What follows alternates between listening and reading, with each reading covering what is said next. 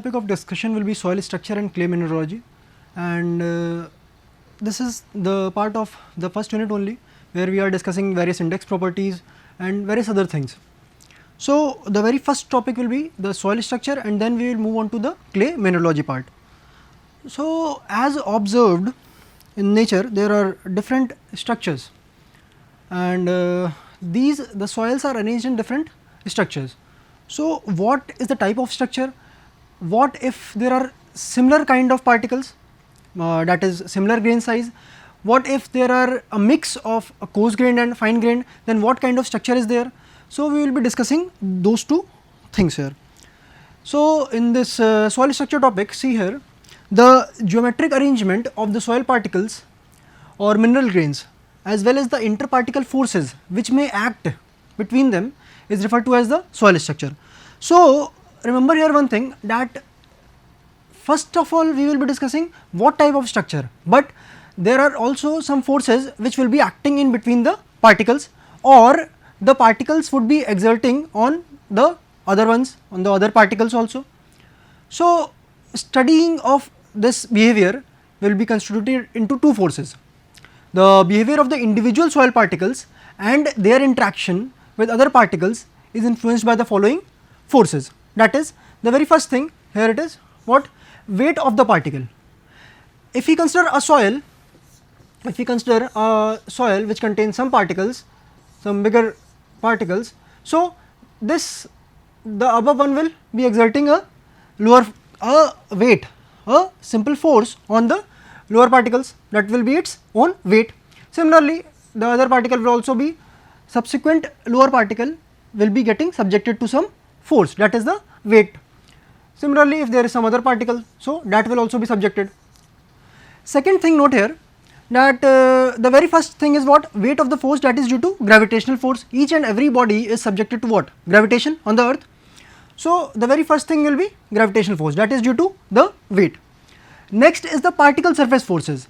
Each and every particle, though each and every particle will have some surface forces, but most predominant ones, the surface electrical charges, the positive or negative signs, like say a clay mineral will having some charges, either plus or minus or both. So, these surface electrical charges are in a way affecting the interparticle forces. So, you have to understand here that these particle surface forces will be influencing how the structure is arranged. So, we will be looking on to this thing, particle surface forces, but keep one thing in mind, that these particle surface forces will be predominant in the fine grained soils and not in the coarse grained soils.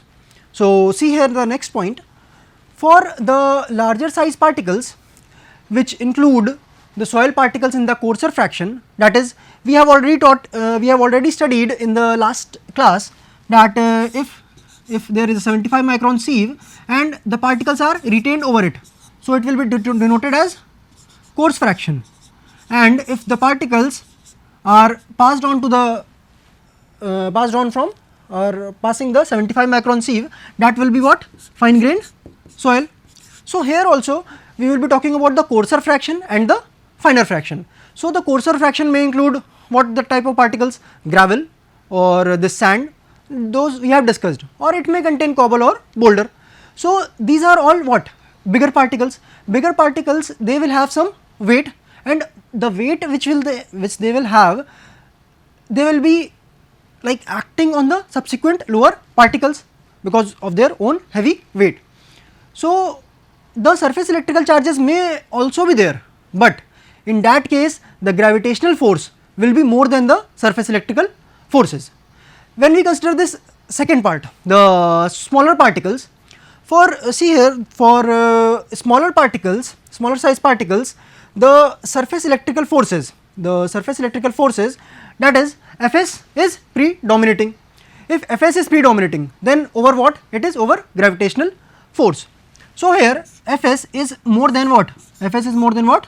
Gravitational forces which act in there. So, when we are talking about the coarse grained structures, we will be talking about what kind of force? It will be gravitational force.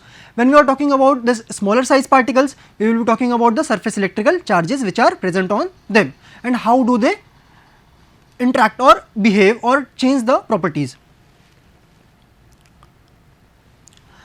Now moving on to this, as per Terzaghi and Casagrande, soil structures can be classified into single grained structure or honeycomb structure, or the third portion is what? Flocculent and dispersed structure. So as the name suggests, it is single grained, so we will be seeing how these are single grained, then how it will be placed in a, how will the arrangement will be. When we talk about this honeycomb, so honeycomb, as the word says what? Honeycomb, that means it contains some type of voids. Honeycomb, like the honey bee makes its comb, so it contains what? A large number of voids. That kind of structure will be here also. As the name suggests, we will be looking on there how it is honeycomb and how it will be occupying or containing some voids. Then the third one is this flocculent and dispersed structure. Flocculent means what? It is maintaining or containing a flocks. Flocks means they are all together. They are all together, very near, making a heap or flocks. But how is the flocculent structure? We will be seeing that thing. Next is the dispersed. Dispersed means they will be slightly away. How they will be away? We will be seeing that thing. So these are the three classifications: single grained, honeycomb and flocculent. But these are related to a particular size. This will be corresponding to a particular size. This thing will also be corresponding to a particular size, and similarly the flocculent and dispersed, that will also be due to a particular size. And remember one thing here, that each and every structure will be having some amount of the gravitational force or the surface electrical charges. So what they will be and what will be their effect, we will be talking about that in the subsequent slides. The very first thing here, see, when we are talking about the single grained structure, the structure is found for soils which are greater than what? Greater than 0.02 mm size, that is sand and silt particles. So if you are talking about some bigger particles or larger particles, what happens there, that each particle is in direct contact. Each particle is in direct contact. See here, direct contact, we will be talking about this thing with the adjoining particle. Due to the effect of what? Gravitational force. That is, there will be, of course, there will be surface electrical charges also. There may be some charges here also, or here and then here also. But the thing is, the gravitational force due to large size of particles will be predominating. So we will be more as compared to the surface electrical forces. So we will be considering what? The gravitational force and not the surface electrical charges, though they may be acting, but we will not be considering that thing. So see here, this one will put its weight here, then this will also be putting some weight here, this one will also be putting some weight here. So this single grained structure is into this unit volume or this volume, whatever be this volume. So these are packed in this entire volume by their effect of their own weight. Next we will be moving on to the honeycomb structure. In this, it is found for the slightly smaller particles, that is, the structure is found for the soils having size between what? Between 0.2 mm and 0.002 mm. So these are there, and it will include what? Smaller than the previous stage that we discussed about, that is fine sand and silt. Here, remember here, in this is just in the previous case we discussed that gravitational force was dominant. Here we are discussing that both the gravitational force and surface electrical forces are equally important. So both are equally important. Both gravitational force and surface electrical forces play equally important role in the formation of this structure. Now how do they do this thing? What happens when the soil solids settle under the effect of their own weight under deposition, like when they deposit, they will settle down under the effect of their own weight, but due to the like which I told you in the previous slide, that there might be some sort of plus and minus charge on the particles. In case of finer particles, the charges also play some role, in what happens there. The surface electrical forces prevent these solids to roll down into a new state of equilibrium. They were going to settle according to the weight. So, one particle here, then other here, other here, but the surface electrical charges is trying to prevent it. This surface electrical charge may be positive and the above one will be maybe negative. So, they or both may be positive. So, they will be repulsing each other.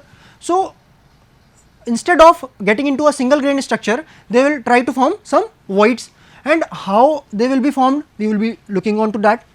So, these prevent these solids to roll down into new state of equilibrium, holding these solids in the clusters of honeycomb, that we have told, that I have told you in the starting discussion, that how can a honeycomb be there, like this one or this one. So, honeycomb enclosing large volume of voids in between them. Let us see the figure here. So, see here in this this one here figure, the solids are there, but due to some due to gravitational force that is also acting, so they will be trying to be in contact with each other, this one here, but due to some repulsion this void is being formed. So, they include what, a large number of voids. So, it is dependent on what, the soil structure. The finer the soil structure, we are getting more dominant the surface electrical forces that are preventing them to just collide and just settle according to each other. So, the next here, the flocculent and dispersed structure, the third portion. This structure is for fine clay and colloids, wherein the surface electrical forces are predominating. So, fine clay and colloids, the very first thing we discussed, that was what? That was about the surface, that is the gravitational force being the dominant one. Now, when we are talking about this thing, the second one, honeycomb structure, we discussed that it was due to the surface electrical forces and gravitational forces both. Now, here in the third one, we will be seeing that the particles here are finer and the surface electrical forces are dominating over the gravitational forces, that is they are more. So, clay particles in an aqueous medium. So, these are very much fine particles, very much fine particles, very small particles. So, the clay particles in an aqueous medium may be mutually attracted or repulsed due to the surface electrical forces. Let us say there are some plus minus and let us say plus sign. We also know that fine particles are what, are having some sort of flaky nature. Flaky nature means it is having a dimension which is very much, one dimension is very much less, it is very small. So, it is having this type of dimension and it may carry this sort of charges in there on the surfaces. So, we will be discussing how they, and if say here, if another thing come here, then this particle, it might contain this minus charge, and if this minus charge is here, so it will be attracted, but in case it would have been plus, then it would have repulsed it. So, we will be discussing that. So, understand here, if the total potential energy between the particles decreases as they approach each other, so if the energy is lesser, they will try to what, there is a attraction between them. So, they will be collaborating, so they will be coming towards each other. So, here the particles approach each other and they flocculate. Flocculate means they are coming together in flocks. Secondly, in the flocculent structure, the particles flocculate essentially in the edge to phase direction, although I am saying this essentially in the edge to phase direction, but although edge to edge and face to face flocculation are also possible. So, there is a possibility that it might happen that edge to edge and face to face also happens. We will see in the diagram this. Secondly, if you are talking about this dispersed structure, it gets formed if the approaching particles have more energy, are occupying more energy. So, it if the approaching particles increases the potential energy of the system, then they will moving apart, that I told you here. If they are of same particles, so they will be like highly unstable, so it will be increasing the potential energy of the system. So that will be of the case of dispersion, and dispersion of the particles will mostly in the phase to phase direction. So this phase to phase, like I will be telling you this phase to phase and edge to phase thing in the figure, so that it will be easier for you.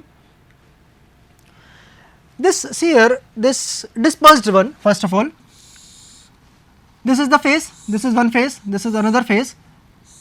So these are the phases, herein phase to phase interaction is going on. And similarly, see here, this one dispersed, let us say here it is plus sign, here it is minus, and there it is plus. So if it is plus and minus and then this plus, or if we say this plus, this minus and then this plus. So here in this case the opposite charges will attract each other. So it is what, one's edge, this one is edge and this one is what, face.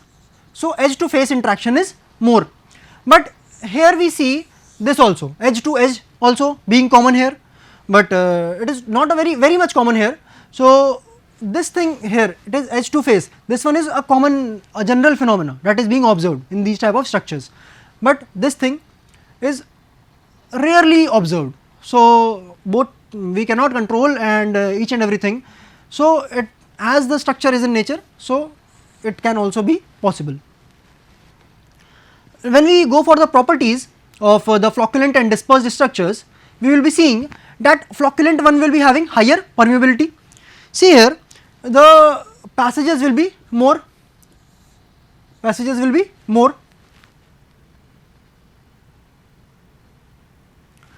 So when the passages are more, there will be more permeability.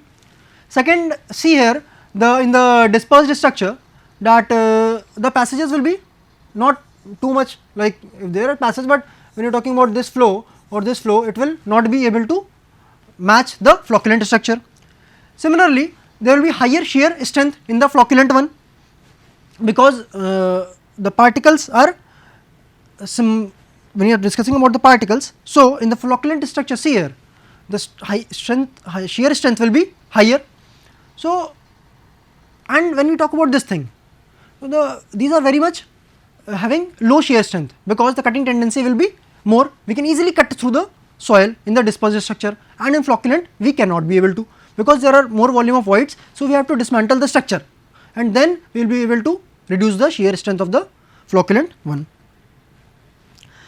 See here one thing more, that the dispersed will have the lower compressibility, dispersed one will have this one will have the higher compressibility.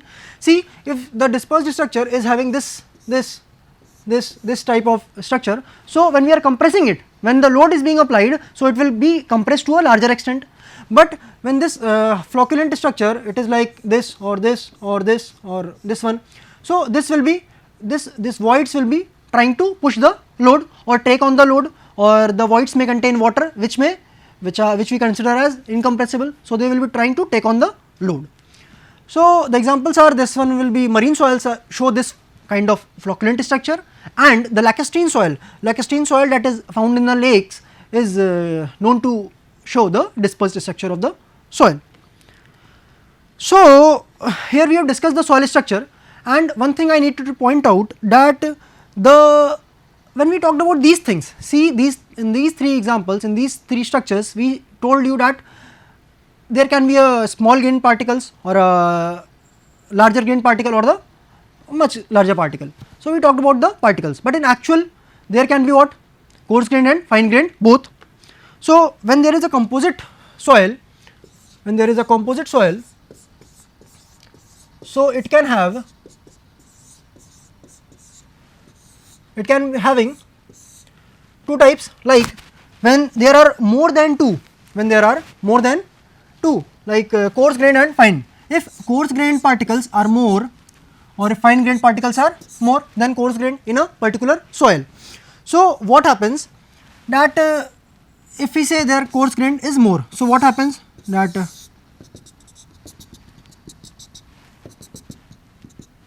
in a particular volume,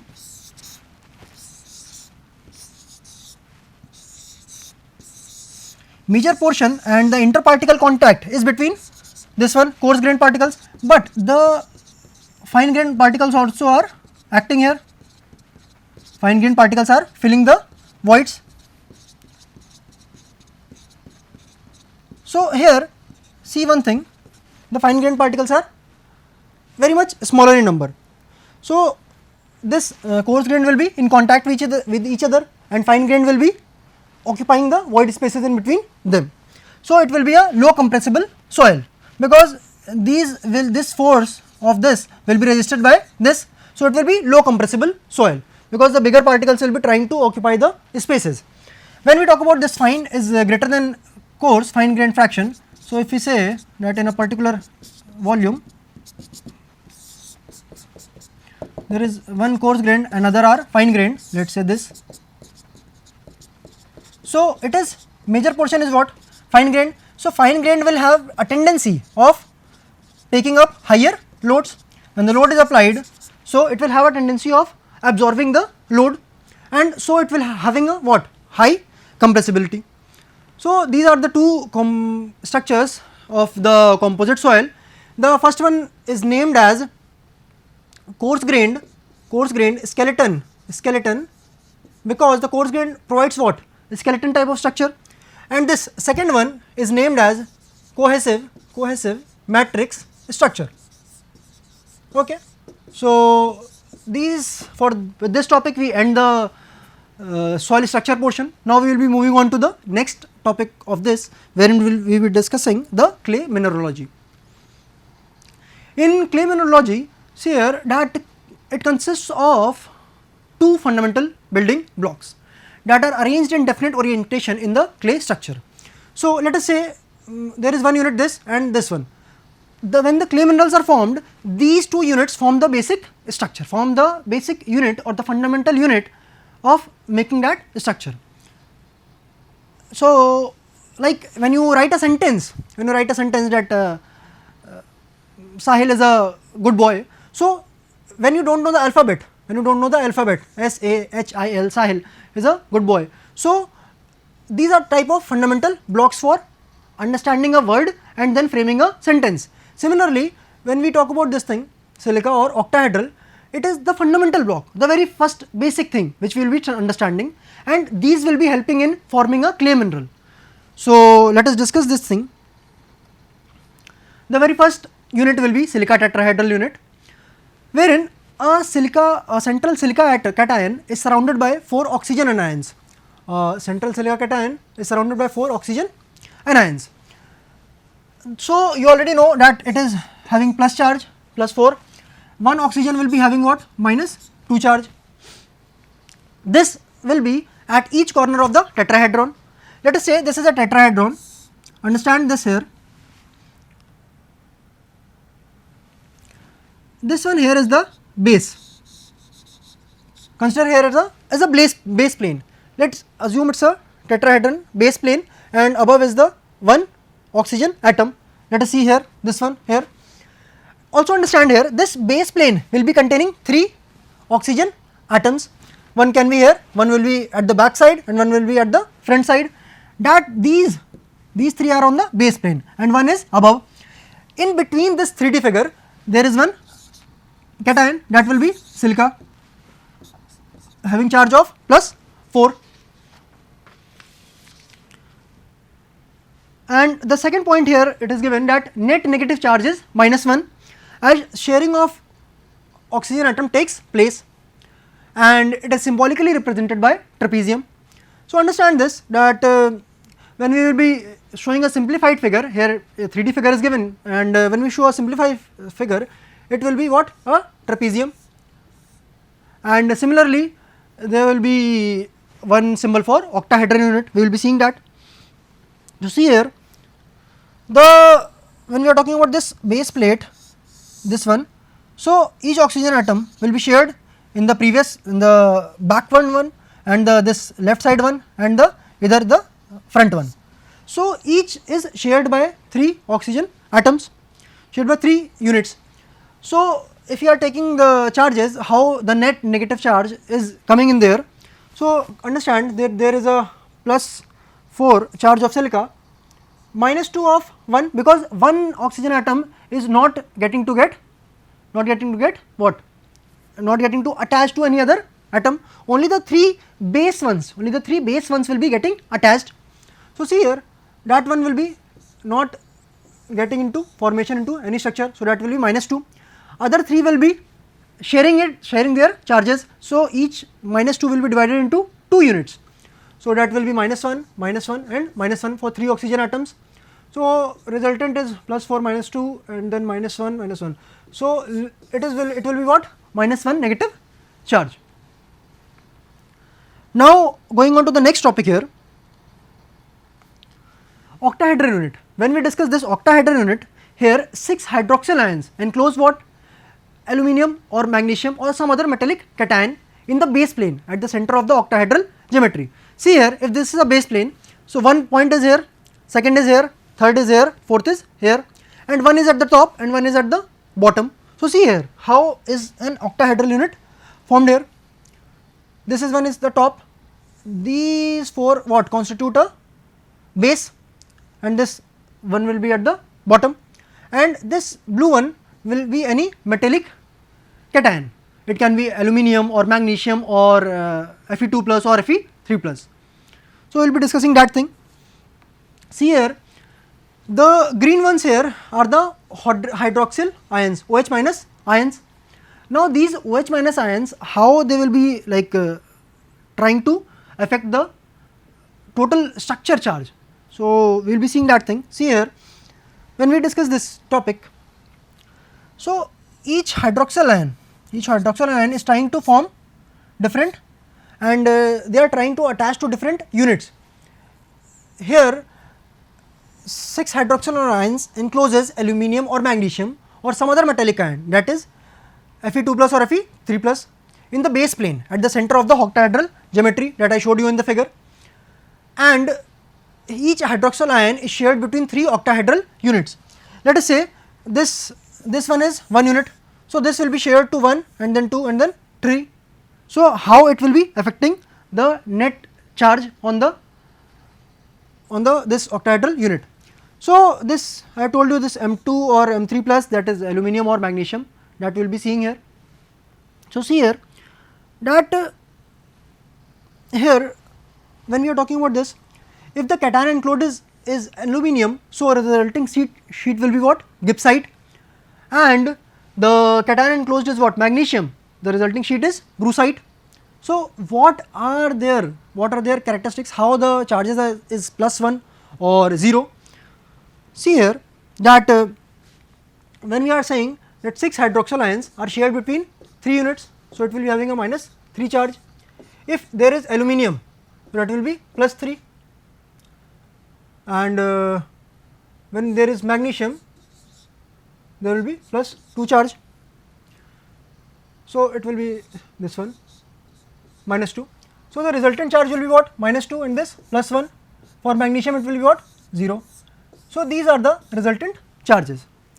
So, with this we come on to the next thing, and we will be discussing it in the next class, wherein we will be discussing how these things will be affecting the clay mineral, the basic units.